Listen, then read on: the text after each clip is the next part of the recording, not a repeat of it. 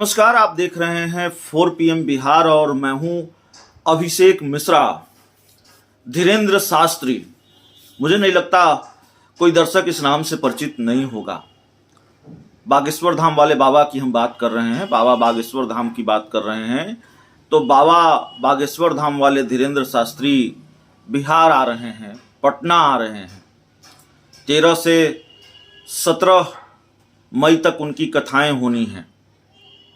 पटना का उपनगरीय इलाका है, पटना से कुछ किलोमीटर की दूरी है, तरेत पाली मठ नौबतपुर में। धीरेंद्र शास्त्री जब पटना आएंगे तो बिहार की राजनीति में क्या उबाल होगा, इसको आप इस बात से समझिए कि जब वो पटना नहीं आए हैं, जब वो बिहार नहीं आए हैं, उनकी कथाएं शुरू नहीं हुई है, तब किस तरह का उबाल है। जेडीयू की तरफ से बयान, आरजेडी की तरफ से बयान और खासकर आरजेडी की तरफ से बयान कि अगर गलत करेंगे तो धीरेंद्र शास्त्री जेल जाएंगे। चाहे वो बयान तेज प्रताप यादव का हो, चाहे वो बयान बिहार सरकार के शिक्षा मंत्री प्रोफेसर चंद्रशेखर का हो, आरजेडी कोटे के मंत्री हैं दोनों।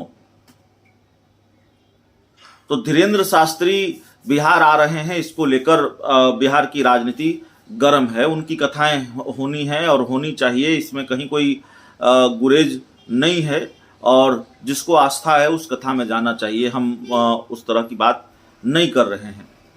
लेकिन धीरेंद्र शास्त्री की कथा पटना में होनी थी, जो हमारे पास जानकारी है पटना के गांधी मैदान में होनी थी और उनको वहां कथा करने की इजाज़त नहीं मिली। इसको लेकर भी राजनीति गर्म है। भारतीय जनता पार्टी काफ़ी आक्रामक है, भारतीय जनता पार्टी काफ़ी गुस्से में है इस बात को लेकर कि धीरेंद्र शास्त्री को पटना में कथा करने की इजाज़त नहीं मिली। और इस बात को लेकर भी कि महागठबंधन के कई नेता, महागठबंधन सरकार के मंत्री ये बात कर रहे हैं कि धीरेंद्र शास्त्री जेल जाएंगे या धीरेंद्र शास्त्री को नहीं आना चाहिए, धीरेंद्र शास्त्री के आने पर रोक लगनी चाहिए थी। इस तरह की बयानबाजी भी हो रही है। भारतीय जनता पार्टी के बड़े बड़े नेता और फायर ब्रांड नेता लगातार उस जगह पर तरेत पाली मठ पर वहाँ उनकी एंट्री दिख रही है, वहाँ उनकी उपस्थिति दिख रही है और तैयारियों का जायजा वो खुद से ले रहे हैं। चाहे वो गिरिराज सिंह हो, चाहे बीजेपी के सांसद रामकृपाल यादव हों और भारतीय जनता पार्टी के दूसरे नेता हों। तो बिहार की राजनीति में गर्माहट है।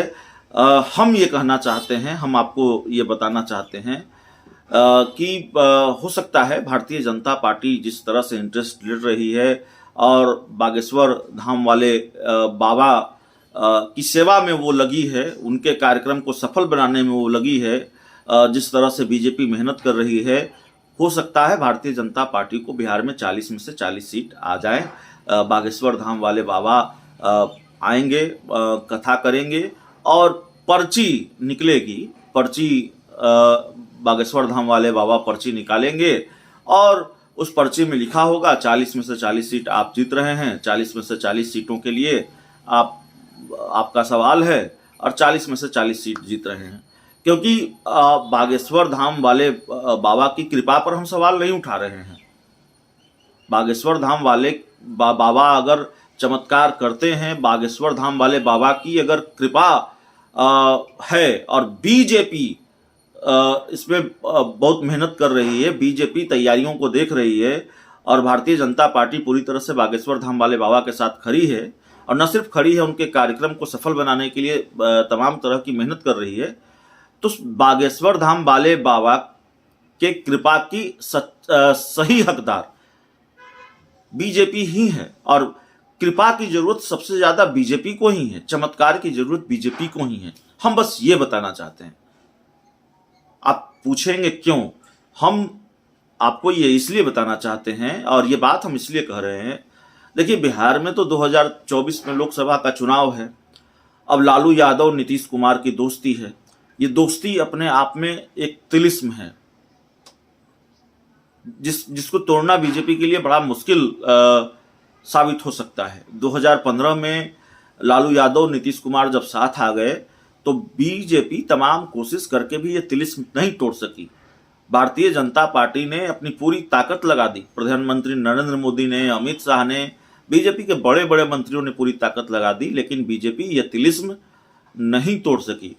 भारतीय जनता पार्टी महागठबंधन को नहीं हरा सकी और बिहार में महागठबंधन की सरकार बन गई, लालू नीतीश की सरकार बन गई। अब 2024 में लोकसभा का चुनाव है और एक बार फिर लालू यादव नीतीश कुमार हैं।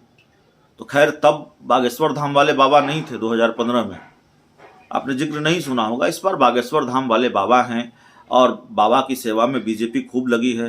तो बाबा की कृपा तो बीजेपी पर होनी ही चाहिए और बाबा की कृपा की सबसे ज्यादा जरूरत बीजेपी को है। लालू नीतीश की दोस्ती का तिलिस्म तोड़ना चमत्कार ही तो है, जो राजनीतिक समीकरण है बिहार के। और 2015 में अगर जेडीयू माफ कीजिएगा बीजेपी नहीं तोड़ पाई, तो इस बार तो बीजेपी को जरूरत है बाबा की।